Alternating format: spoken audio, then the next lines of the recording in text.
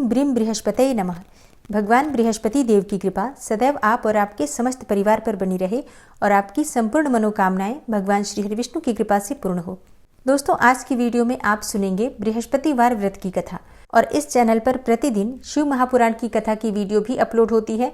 आशा करती हूँ आप जरूर सुनते होंगे और अगर अभी तक शिव महापुराण की कथा आप नहीं सुन रहे हैं तो प्रतिदिन जरूर सुनिए।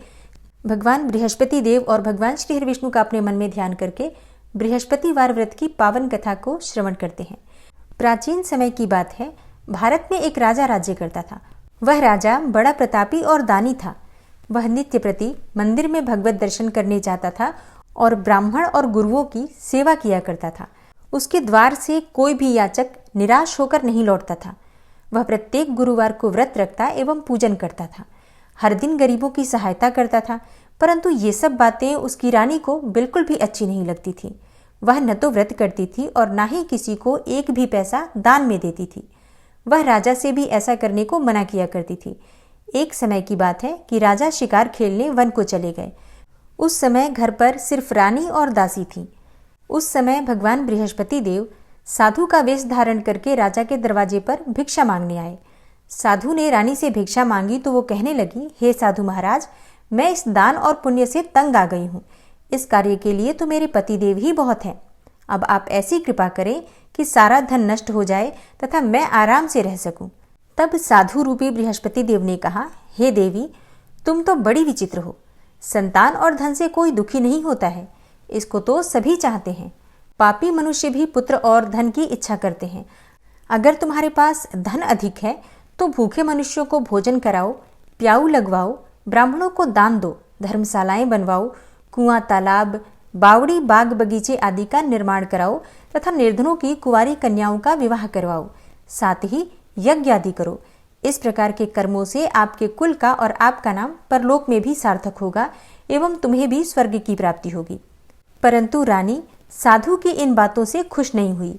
उसने कहा, हे साधु महाराज, मुझे ऐसे धन की आवश्यकता नहीं जिसको मैं अन्य लोगों को दान देती फिरूं तथा जिसको रखने और संभालने में ही मेरा सारा समय नष्ट हो जाए। साधु ने कहा, हे देवी, यदि तुम्हारी ऐसी ही इच्छा है तो जैसा मैं तुम्हें बताता हूँ तुम वैसा ही करना। बृहस्पतिवार के दिन घर आंगन को गोबर से लीपना, अपने केशों को पीली मिट्टी से धोना, केशों को धोते समय स्नान करना, राजा से कहना वह हजामत करवाए, भोजन में मांस मदिरा खाना और कपड़े धोबी के यहाँ धुलने देना। इस प्रकार से 7 बृहस्पतिवार करने से तुम्हारा सारा धन नष्ट हो जाएगा। यह कहकर साधु महाराज रूपी बृहस्पति देव अंतर्ध्यान हो गए। रानी ने साधु के कहने के अनुसार 7 बृहस्पतिवार तक उसी प्रकार से करने का विचार किया और साधु के बताए अनुसार कार्य करते हुए केवल 3 बृहस्पतिवार ही बीते थे कि उसकी समस्त धन संपत्ति नष्ट हो गई। भोजन के लिए दोनों समय परिवार तरसने लगा तथा सांसारिक भोगों से दुखी रहने लगा। तब राजा रानी से कहने लगा कि हे रानी, तुम यहाँ पर रहो, मैं दूसरे देश को जाता हूँ, क्योंकि यहाँ पर मुझे सभी मनुष्य जानते हैं, इसलिए मैं यहाँ पर कोई काम नहीं कर सकता। मैं अब परदेश जा रहा हूँ, वहाँ कोई काम धंधा करूँगा, शायद हमारे भाग्य बदल जाएं। ऐसा कहकर राजा परदेश चला गया। राजा वहाँ जंगल से लकड़ी काट कर लाता और शहर में बेचता। इस प्रकार अपना जीवन व्यतीत करने लगा। इधर राजा के बिना रानी और दासियां दुखी रहने लगी। किसी दिन भोजन मिलता और किसी दिन जल पीकर ही रह जाती। एक समय रानी और दासियों को 7 दिन बिना भोजन के व्यतीत करने पड़े। तो रानी ने अपनी दासी से कहा, हे दासी, यहाँ पास ही के नगर में मेरी एक बहन रहती है। वह बड़ी धनवान है। तू उसके पास जा और वहां से 5 सेर बेझर मांग कर ले आ, जिससे कुछ समय के लिए गुजारा हो जाएगा।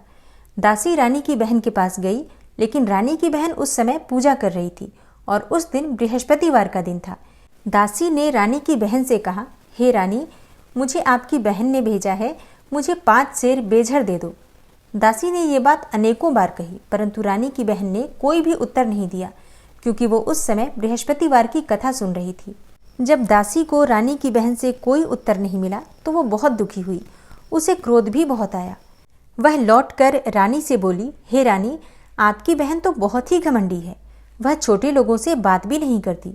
मैंने उससे कहा तो उसने कोई उत्तर नहीं दिया, तो मैं वापस चली आई। रानी बोली, हे दासी, इसमें उसका कोई दोष नहीं है। जब बुरे दिन आते हैं तब कोई भी सहारा नहीं देता। अच्छे बुरे का पता विपत्ति में ही लगता है। जो ईश्वर की इच्छा होगी वही होगा।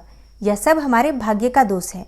उधर रानी की बहन ने सोचा कि मेरी बहन की दासी आई थी, परंतु मैं उससे बोली नहीं, तो इसलिए वह बहुत दुखी होगी। अतः कथा सुनकर और विष्णु भगवान का पूजन समाप्त करके वह अपनी बहन के घर आई और कहने लगी, हे बहन, मैं बृहस्पतिवार का व्रत कर रही थी। तुम्हारी दासी हमारे घर आई थी, परंतु जब तक कथा होती है तब तक हम लोग न उठते हैं और ना ही बोलते हैं, इसलिए मैं नहीं बोली। कहो, दासी क्यों गई थी? रानी बोली, हे बहन, हमारे घर अनाज नहीं था। वैसे तुमसे कोई बात छुपी नहीं है, इस कारण मैंने अपने दासी को तुम्हारे पास 5 सेर बेझर लेने के लिए भेजा था। रानी की बहन बोली, बहन देखो, बृहस्पति भगवान सबकी मनोकामना पूर्ण करते हैं। देखो, शायद तुम्हारे घर में ही अनाज रखा हो।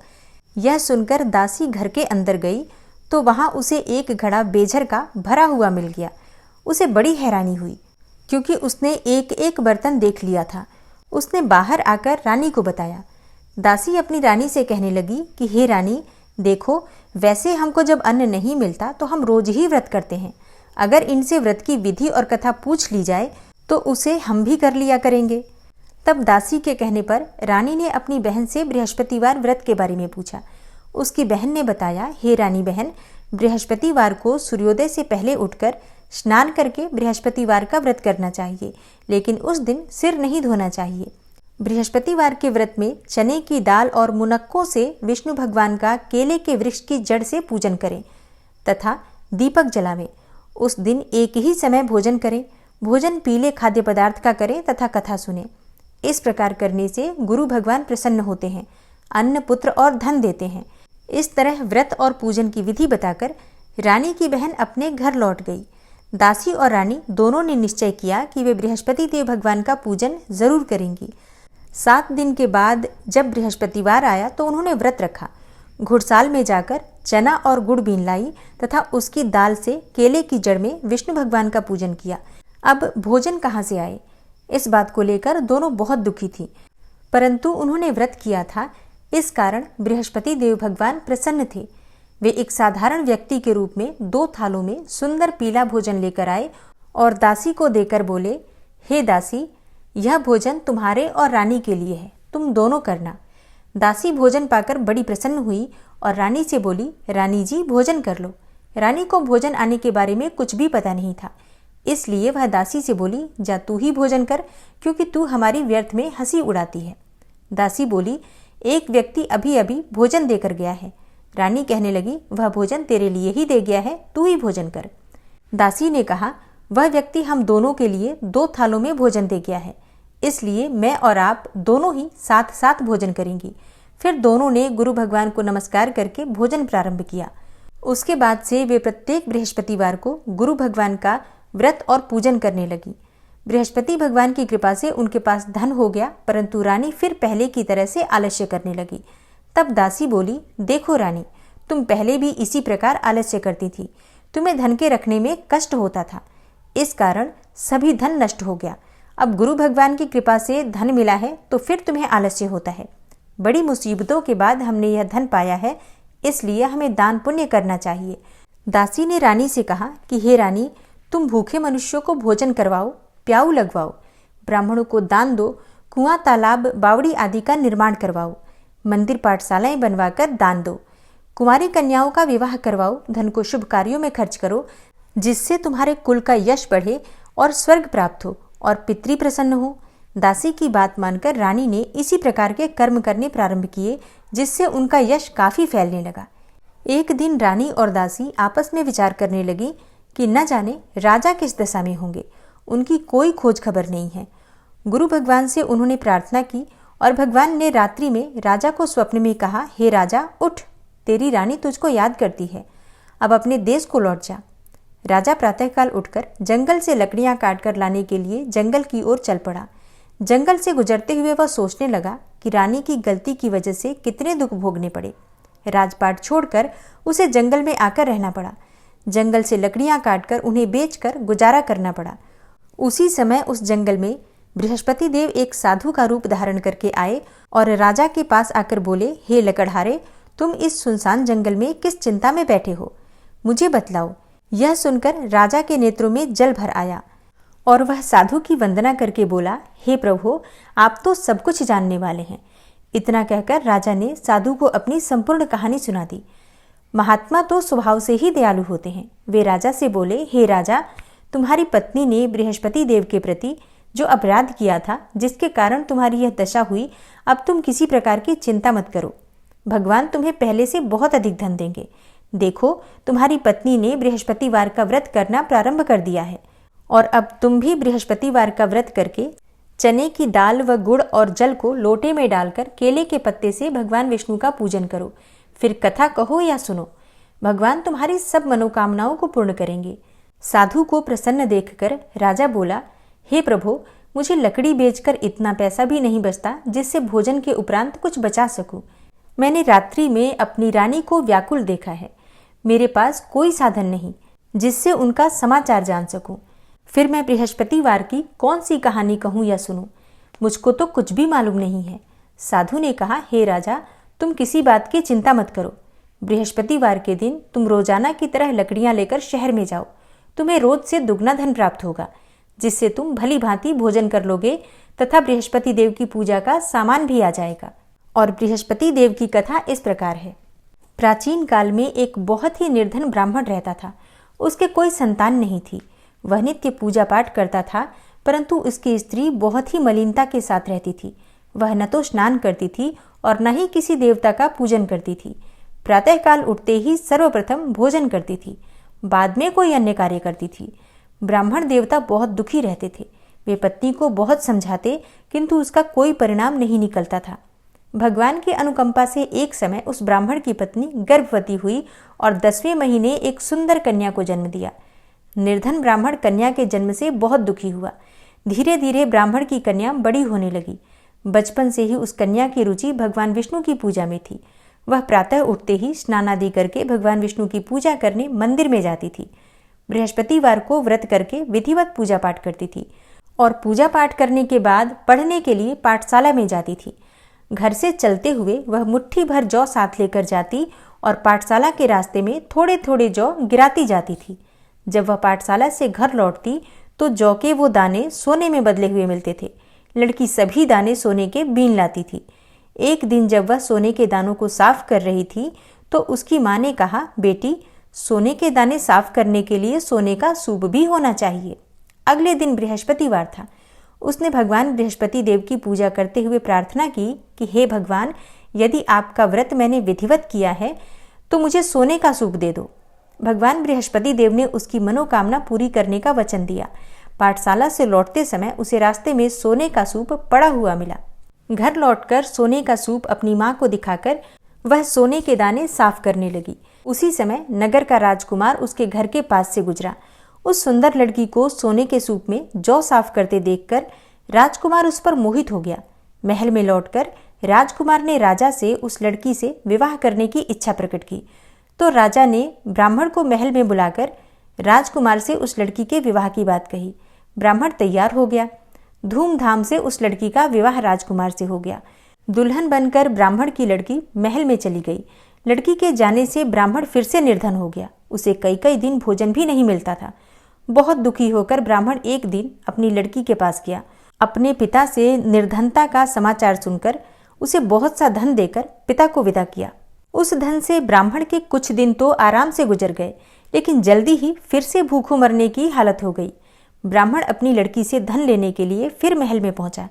लड़की ने पिता की बुरी हालत देखकर कहा, पिताजी, आखिर कब तक आप मुझसे धन लेकर जीवन यापन करेंगे? आप कोई ऐसा उपाय क्यों नहीं करते जिससे कि आपका घर धन संपत्ति से भर जाए? ब्राह्मण ने कहा, मैंने तेरी माँ को बहुत समझा लिया, पर उसकी समझ में कुछ भी नहीं आता। उसका फूहड़पन नष्ट हो तो घर की निर्धनता भी दूर हो जाए। तब कुछ सोचकर लड़की ने पिता से कहा, हे पिताजी, आप कुछ दिनों के लिए माँ को मेरे पास छोड़ जाओ। तब कुछ सोचकर ब्राह्मण पत्नी को लड़की के पास महल में छोड़ आया। लड़की ने अपनी माँ से कहा, माँ, तुम कल प्रातःकाल उठकर स्नान आदि करके भगवान बृहस्पति देव का यानी कि विष्णु जी का पूजन अवश्य करना। पूजा करने से तुम्हारी निर्धनता अवश्य ही दूर हो जाएगी। लेकिन उसकी माँ ने उसकी कोई बात नहीं मानी। तब क्रोधित होकर लड़की ने अपनी माँ को एक कक्ष में बंद कर दिया। सूर्योदय के समय माँ को उठाकर जबरदस्ती उसे स्नान कराया, फिर मंदिर में ले जाकर भगवान बृहस्पति देव की पूजा कराई। कुछ दिनों तक ऐसा करने से माँ की बुद्धि में परिवर्तन हुआ और वह स्वयं ही बृहस्पतिवार का व्रत रखने लगी। उसके व्रत रखने से ब्राह्मण के घर में भगवान विष्णु की अनुकंपा से धन की वर्षा होने लगी। दोनों पति पत्नी धन संपत्ति पाकर आनंद पूर्वक जीवन यापन करते हुए विष्णु धाम को चले गए। लकड़हारा बने राजा ने उन साधु से भगवान बृहस्पति देव की यह कथा सुनकर बृहस्पतिवार का व्रत करके भगवान विष्णु की पूजा की। उस दिन से उसके सभी क्लेश दूर हो गए। लेकिन अगले बृहस्पतिवार को कामकाज में अधिक व्यस्त रहने के कारण उसने भगवान बृहस्पति देव का व्रत नहीं किया। भगवान बृहस्पति देव लकड़हारे से क्रोधित हो गए और उसे भूल की सजा दी। उस दिन नगर के राजा ने नगर में घोषणा करके सबको सूचित किया कि प्रत्येक नागरिक मेरे महल में भोजन करने आए, जो नहीं आएगा उसे अपराधी मानकर भारी दंड दिया जाएगा। लकड़हारा बने राजा ने उस नगर के राजा की घोषणा तो सुनी, लेकिन जंगल से लकड़ी काटकर लाने और उन्हें बेचने में देर हो जाने के कारण वह समय पर महल में भोजन करने नहीं जा सका। अतः राजा के सैनिक उसे पकड़कर महल में ले गए। राजा ने उसे महल के एक कक्ष में बिठाकर भोजन कराया। उस कक्ष में एक खूंटी पर रानी का सोने का हार लटका हुआ था। लकड़हारा अकेला उस कक्ष में भोजन कर रहा था। तभी उसने एक आश्चर्यजनक घटना घटती देखी। देखते ही देखते वह खूंटी हार को निगल गई। थोड़ी देर के बाद राजा ने हार को गायब देखा तो लकड़हारे को कारावास में डलवा दिया। लकड़हारा मन ही मन अपने भाग्य को कोसने लगा। तभी उसे जंगल में मिले साधु का स्मरण हो आया। थोड़ी देर बाद में भगवान बृहस्पति देव सन्यासी के रूप में उसके सामने प्रकट हुए और कहा, हे लकड़हारे, तूने बृहस्पतिवार के दिन भगवान बृहस्पति देव की पूजा नहीं की, इसी कारण तुम्हें कष्ट हुआ है। लेकिन अब तुम चिंता मत करो। बृहस्पतिवार के दिन कारागार के दरवाजे पर तुम्हें कुछ पैसे पड़े हुए मिलेंगे। उन पैसों से भगवान बृहस्पति देव का व्रत करके उनकी पूजा करोगे तो तुम्हारे सारे दुख नष्ट हो जाएंगे। बृहस्पतिवार के दिन दरवाजे पर पड़े मिले पैसों से चने और गुड़ मंगाकर लकड़हारे ने बृहस्पतिवार की कथा कही तो भगवान बृहस्पति देव ने प्रसन्न होकर उस नगर के राजा को स्वप्न में लकड़हारे को कारागार से मुक्त करने का आदेश दिया। सुबह राजा ने अपने कक्ष में आकर देखा तो खूंटी पर रानी का हार टंगा हुआ था। राजा ने लकड़हारे को मुक्त कर दिया और उसे धन और आभूषण देकर विदा किया। लकड़हारा बना राजा उस नगर से चलकर अपने नगर में पहुंचा तो उस नगर में कुएं, धर्मशाला, बाग बगीचे देखकर बहुत प्रसन्न हुआ। राजा ने किसी से पूछा, ये कुएं, धर्मशालाएं किसने बनवाई हैं? सबने उसे बताया कि ये सब रानी और उसकी दासी ने बनवाए हैं। राजा महल में पहुंचा तो रानी ने उसका भव्य स्वागत किया। तब राजा ने निश्चय किया कि सप्ताह में एक बार तो सभी बृहस्पति देव का व्रत तथा पूजन करते हैं, परंतु मैं प्रतिदिन व्रत किया करूंगा तथा दिन में 3 बार कथा कहा करूंगा। अब राजा हर समय दुशाले में चने की दाल बांधे रहता था तथा दिन में 3 बार बृहस्पति देव की कथा कहता। कुछ दिनों के बाद राजा को अपनी बहन की याद आई। एक दिन घोड़े पर सवार होकर राजा अपनी बहन से मिलने चल दिया। अभी राजा नगर के बाहर पहुंचा ही था कि उसने कुछ लोगों को एक शव को ले जाते हुए देखा। राजा को स्मरण हो आया कि आज उसने किसी को बृहस्पतिवार की कथा नहीं सुनाई। राजा ने उन लोगों को रोक कर कहा, हे भाइयों, आप सबको ले जाने से पहले मुझसे बृहस्पतिवार की कथा सुन लें। लोगों ने राजा पर क्रोधित होते हुए कहा, तुम पागल तो नहीं हो? लेकिन कुछ बड़े बूढ़े लोगों ने कहा, अच्छा भाई, साथ में चलते चलते तुम अपनी कथा भी सुना लो। राजा ने चलते हुए आधी कथा ही सुनाई थी कि शव हिलने लगा। राजा की पूरी कथा सुनाते ही शव उठकर बैठ गया। लोगों ने हैरानी से दांतों तले उंगली दबाई और अगले बृहस्पतिवार से भगवान बृहस्पति देव का व्रत करने तथा कथा सुनने का निश्चय कर लिया। घोड़े पर सवार होकर राजा चलते हुए एक किसान के पास पहुंचा। किसान अपने खेत में हल चला रहा था। राजा ने कहा, अरे भाई, मुझसे बृहस्पतिवार की कथा सुन लो। किसान झुंझला कर बोला, जब तक मैं तेरी कथा सुनूंगा तब तक तो मैं 4 हरैया जोत लूंगा। जा अपनी कथा किसी और को सुनाना। राजा निराश होकर चलने लगा। तभी किसान के बैल लड़खड़ा कर जमीन पर जा गिरे और किसान के पेट में भी बड़े जोरों का दर्द होने लगा। उस किसान की पत्नी जब खाना लेकर आई तो उसने किसान से इस बारे में पूछा और किसान ने घुड़सवार की पूरी कहानी कह सुनाई। किसान की पत्नी दौड़ती हुई राजा के पास पहुंचकर हाथ जोड़कर बोली, भैया, मैं तुम्हारी कथा सुनने को तैयार हूँ, लेकिन तुम अपनी कथा मेरे खेत पर चलकर ही कहो। राजा ने उसके साथ खेत पर पहुंचकर बृहस्पतिवार व्रत की कथा सुनाई। तभी बैल उठकर खड़े हो गए। किसान के पेट का दर्द भी तुरंत ठीक हो गया। राजा अपनी बहन के घर पहुंचा तो उसकी बहुत आवभगत हुई। अगले दिन सुबह उठकर राजा ने देखा कि घर के सभी लोग भोजन कर रहे हैं। किसी भूखे को बृहस्पतिवार की कथा सुनाए बिना राजा भोजन नहीं करता था। उसने अपनी बहन से कहा, हे बहन, क्या घर में कोई ऐसा व्यक्ति है जिसने भोजन नहीं किया हो? उसकी बहन बोली, भैया, हमारे घर में तो क्या, आपको पूरे नगर में कोई ऐसा व्यक्ति नहीं मिलेगा जिसने सुबह सुबह भोजन नहीं किया हो। तब राजा ने अपनी बहन के घर से निकलकर उस नगर में बिना भोजन किए व्यक्ति की तलाश की। एक गडरिये के घर में उसका बेटा बीमार होने के कारण भूखा रह गया था। राजा ने उसको जाकर बृहस्पतिवार व्रत की कथा सुनाई। कथा सुनते सुनते ही गडरिये का बीमार बेटा बिल्कुल ठीक हो गया। सबने राजा की बहुत प्रशंसा की। एक दिन राजा ने अपनी बहन से कहा, बहन, अब हम अपने घर जाना चाहते हैं, तुम भी हमारे साथ चलो, कुछ दिन वहां रहकर लौट आना। राजा की बहन ने अपनी सास से पूछा तो सास ने ताने देते हुए कहा, बहू, मायके जाना हो तो अकेली ही जाना, मेरे पोतों को मत ले जाना। तुम्हारे भाई के कोई संतान नहीं है, कहीं तुम्हारी भाभी मेरे पोतों पर कोई जादू टोना न कर दे। बहन ने अपने भाई से कहा, हे भैया, मैं तो चलूंगी पर कोई बालक नहीं जाएगा। राजा बोला, जब कोई बालक ही नहीं चलेगा तब तुम ही जाकर क्या करोगी? बड़े दुखी मन से राजा अपने नगर को लौट आया। रानी ने राजा से कहा, आप तो अपनी बहन को साथ लाने की बात कहकर गए थे, फिर बहन को साथ क्यों नहीं लाए?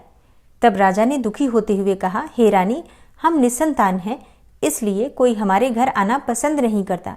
रानी ने राजा को समझाया, हे प्राणनाथ, हमें बृहस्पति देव ने सब कुछ दिया है, अब भगवान बृहस्पति देव हमें संतान भी अवश्य देंगे।